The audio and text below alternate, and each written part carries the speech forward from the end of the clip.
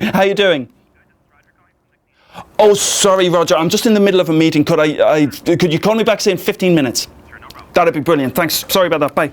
That was timely. Yeah, anyway, so, yeah. So, where the hell was I? Why were you showing this to your 10-year-old daughter? Oh, because I showed it to her just out of interest and said, Niamh, what do you think of this? And she says, Daddy, she looked at it for a while and she says, they've cut these things out and they've moved them around. Why have they done that? I didn't tell her anything about the experiment. And then she said, but why didn't they do it better?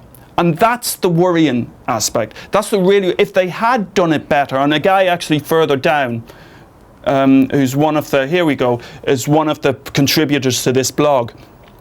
He's actually cut it out and done a better job. Again, entirely artifactual. But if they'd done it like that, how would we know? And then people chase this type of result. And not only is it the money spent in that lab, it's that other groups will chase this up. And that's the worrying, and it builds and builds, because science is like that. But you stand on the shoulders of giants, etc. In this case, except they're not really giants. Now, in the past, if the referees didn't pick it up, that was effectively the end of the story. But the wonderful thing about the internet, and particularly recent developments, is we now have something called post-publication peer review. There are sites, and as well as blogs, like this Chembark blog, but there's a site, for example, called PubPeer, where people upload papers and say, you know, well, this looks like a great piece of work, for example.